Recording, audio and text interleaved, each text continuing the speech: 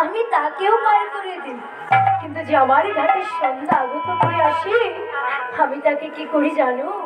ওরে আমি তাকে পার করি বটে বটে কোনো ধারা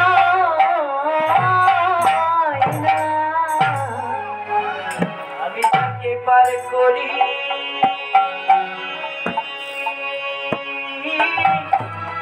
বটে বটে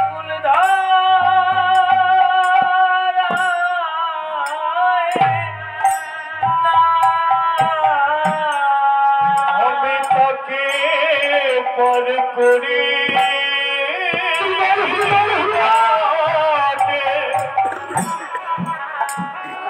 মূল ধরে না তাকে বাড়ি বাড়ি আশিক হয়ে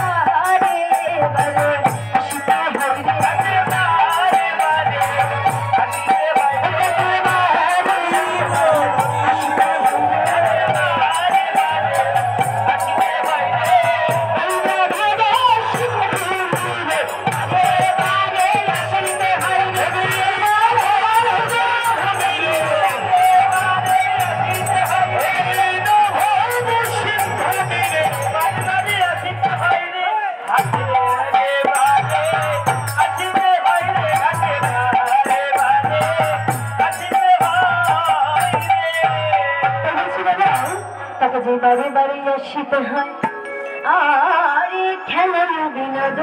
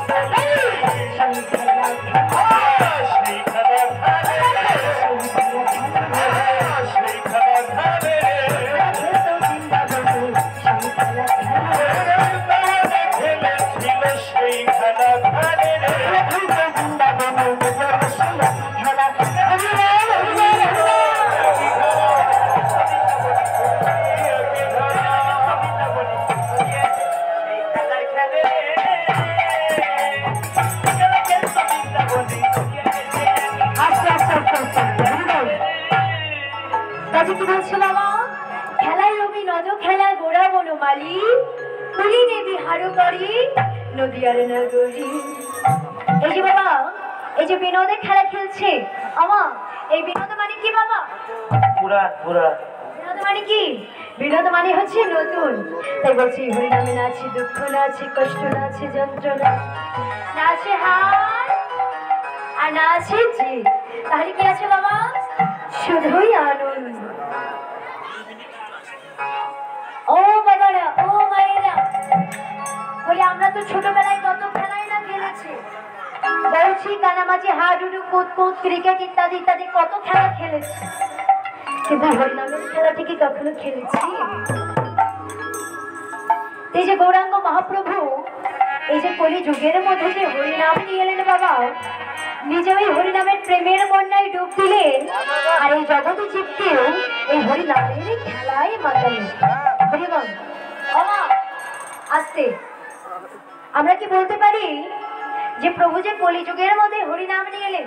আমা এই কলিযুগটা ভালো না খারাপ? ভালো ভালো ভালো ভালো। মোবাইল চালানো যায়, ফেসবুক। আমার বাবারা বলবে কলিযুগ ভালো না খারাপ বাবা? আচ্ছা, এই কলিযুগের মধ্যে যে এত এত পাপ হচ্ছে, তাহলে আমরা কি করে বলি যে এই কলিযুগ ভালো? চারটি যুগের মধ্যে শ্রেষ্ঠ যুগ হচ্ছে মা এই কলিযুগ। কেননা এই কলিকালে কিন্তু ঘরে বসেই প্রভুর নাম করা যাচ্ছে। হরিবল। কলিযুগে যেমন ভালো দিকও আছে, তেমনই কিন্তু আবার খারাপ দিকও আছে। হরিবল। বাবা, তাহলে আগে খারাপের দিকটাই বলি, কি বলো? একটু ছোট করে বলে যাই হরিবল। তো একদিন ও মায়ের আসতে হরিবল, একটু মনোযোগ দিয়ে শুনবেন। এই যে কলিযুগের মধ্যে বাস করছি বাবু, একদিন নারদ মুনি প্রভু নারায়ণের কাছে গিয়ে ডেকে ডেকে বলছে, আচ্ছা প্রভু, অনেকদিন ধরে আমার মনের মধ্যে একটি প্রশ্ন আছে, তো তুমি যদি আজ্ঞা করো তাহলে প্রশ্নটা আমি তোমাকে বলতে পারি। বলছো, গো নারদ, তুমি নির্দ্বিধায় বলো যে তুমি আমার কাছে কি জানতে চাও। বলছে, প্রভু, আমি তোমার কাছে জানতে চাই যে সামনে তো আগত কলিযুগ, তো আমি জানতে চাই এই কলিযুগের মানুষ কেমন হবে, তাদের চরিত্র কেমন হবে, এই কথা আমি তোমার কাছে জানতে চাই।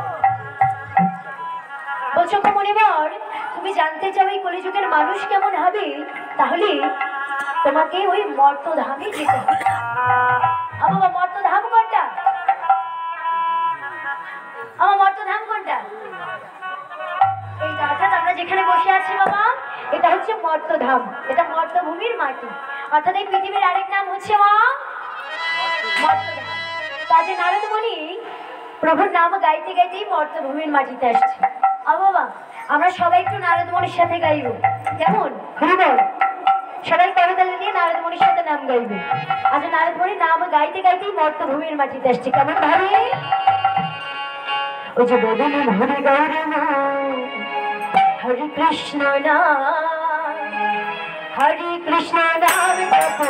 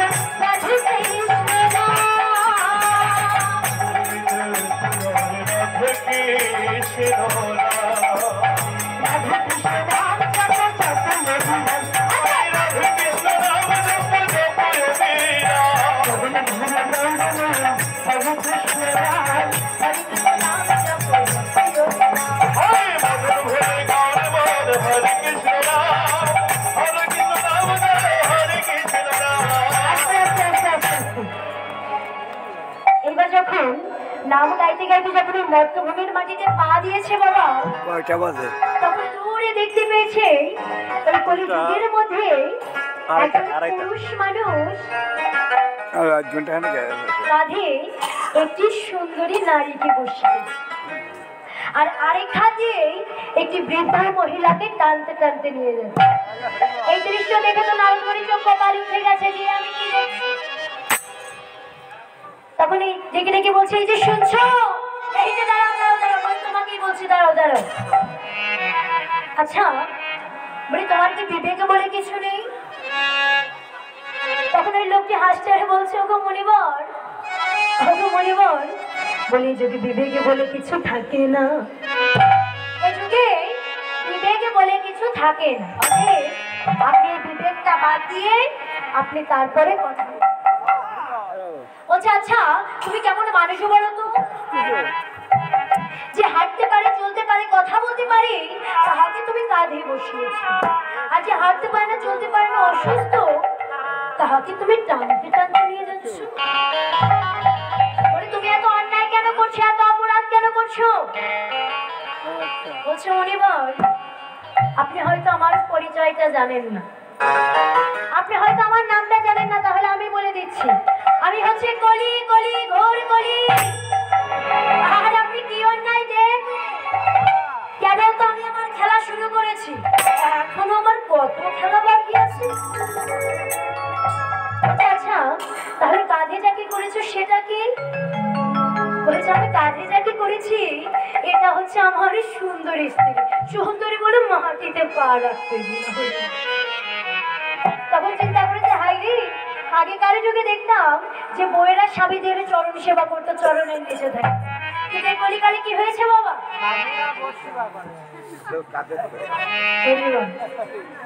বউয়েরাই কিন্তু উপরে উঠে গেছে, মায়েরা আমার কষ্ট হবে না। তবে বলছে আচ্ছা বুঝলাম, এটা না হয় তোমার সুন্দর স্ত্রী মাটিতে পা রাখতে যাও। আচ্ছা তাহলে বলো তো, যাকে টানতে টানতে নিয়ে যাচ্ছ সেটাকে? বলছো মা এটা তো আরো সহজ, যাকে আমি টানতে টানতে নিয়ে যাচ্ছি এটা হচ্ছে আমার গর্ভধারিণী মা। তা বলছি বাবা, ছোটবেলায় মা কাঁদে ছেলে ভাত খাই না বলে, আর বড়বেলায় মা কাঁদে ছেলে ভাত দেয় না। তাই বলছি তুমি এত অন্যায় কেন করছো? বলছো গো পরিবার, এটা হচ্ছে ঘোর কলিকাল। এখানে পশুবৃত্তি মানুষেরা করছে রে পালন, অজ্ঞানতার অন্ধকারে কেন পরিপূর্ণ মন?